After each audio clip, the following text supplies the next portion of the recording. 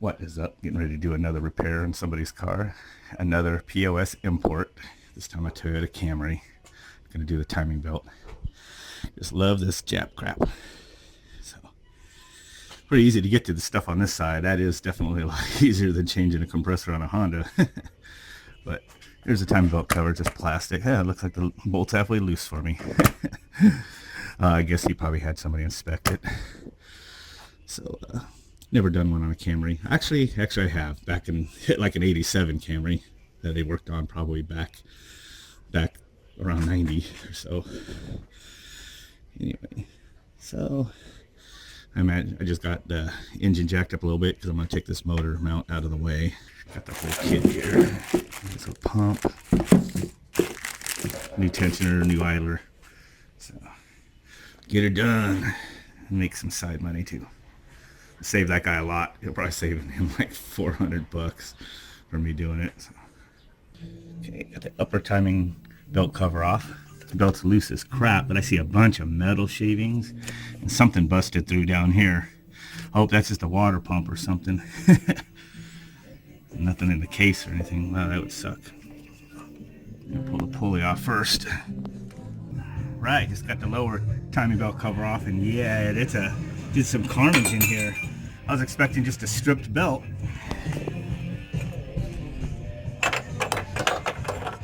Hopefully this is just an idler. Just snapped for some oddball reason. Wow. Yeah. The oil pump is down in there. I hope that's not the oil pump. What the heck? Yeah. So that looks like a keyway for turning something, and it's sheared. Wow. Yeah, according to the schematic here, there's the crankshaft, and there's the idler, tensioners, water pump, cam. That's the oil pump. I'm pretty sure it's an OP means. The oil pump might have taken a crap and then it just snapped. That sucks. Yep, timing belt looks fine actually. It's not chewed or nothing. That does look like that was a keyed shaft for the oil pump down there. And it must have flopped around in there until it just snapped. Snapped in two pieces. Hopefully new oil pumps come with this pulley on there, by the way. Wow. So, hope the dude's got money for an oil pump. Well, this sucks. I'm looking up some info for the oil pump, which is right here. Here comes a noisy ass ice cream man. Get that piece of shit out of here. Here comes the Vato Machine special freaking ice cream man truck. That's the local ice cream truck machine right there. Yeah. Where was I? Anyway, the oil pump is right here. And on this is a 2000 Camry, and I'm looking online and like people have changed the pump on the 97s and such. The same engine, they just take just this section right here comes off and there's an oil ring behind there. But every oil pump I've looked up, don't matter if it's AutoZone, O'Reilly, Napa, CarQuest, whatever, it's this whole aluminum assembly goes all the way across, seals to the block and to the oil pan. What a pain in the ass. I don't know if maybe that's just the only way they sell it or something or what. I'm tempted to get the new one and look at it and see if that one part just comes off and replace it. But just to do it easy on this thing. Son of a bitch. Yeah, I mean, look, right there. Looks like this section just comes off right here. Oil pump's not seized. Just the pulley took a crap. Wish I could just put the new pulley on there. Okay. Got the owner of the car going to get a new oil pump for this. And lo and behold, the oil pump it does just come off without removing that whole section. So, and it's got just an O-ring, just like they used to always have. I don't know why you can't find just this for the oil pump, but that's all it needs. Oops. Okay, at the new pump assembly, which is this whole bastard here, which you do have to drop the oil pan, I can see, because of course the pickup tube attaches to here, not to the block. I thought maybe attached to the block and then connected to this and sucked through the hole, but nope, pickup tube went to that, so you would have to pull the oil pan. So this is for somebody in weren't planning on doing all this extra labor, so I just pulled the pump out of the new assembly, pulled the O-ring and the inner pump gear, installed it, and then put that O-ring up there, and I'm just going to bolt this one back up on there. Okay, I'm at another stopping point. I did have to drop the oil pan on this bastard. So we're going to get the oil pump assembly, which is this whole thing.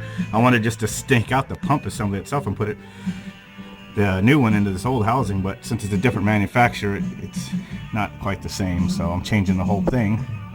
And here's something that pisses me off about imports. This is one of the things that makes me curse when I work on a piece of shit, Toyota, Honda, or something like that, is that here's one more bolt up in here. Look at this. You need an absolutely, totally, like, paper thin socket to get around that bastard. And even if I could get one to almost kind of fit, like using this smaller one, of course then the compressor or something's in the way. I'm going to have to get an end wrench up there or pull that freaking compressor off the side of the block now. Just because this is gay right here. Well, after I had this all put back together and I had the belt on it and timed and it ran and everything, which is good, shows that he didn't damage the engine, but I had an oil leak. It was pissing out. Dumped about a quart of oil onto the ground. So I had to pull the timing belt covers, upper motor mount off, you know, take the belt off and everything. So I had to change this O-ring. It got pinched. Pinched right there.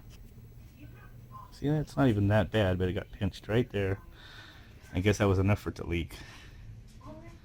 Stupid bastard piece of junk chink made crap. So this time though, to test it before I put it all back together and start it up, what I do is just put the drill on the oil pump, and then you run the oil pump with the drill. Feel resistance because of the oil pressure, so it's not hosing everywhere. So I think I am good. Go ahead and put the belt back on and time this thing and get her done. Okay, got the belt on and it's all timed. The indicator's a little tiny notch right between two of these little star points, or whatever you want to call it, for the crank sensor. Just a little tiny V notch in there. Took a while to find it. And then there's a little notch, little mark right here also.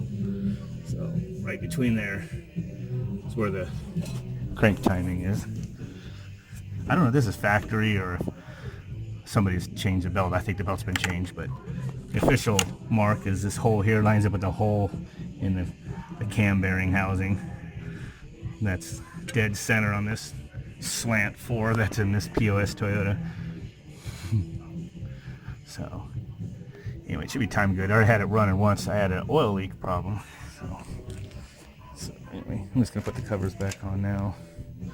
It should be good. Yellow death time.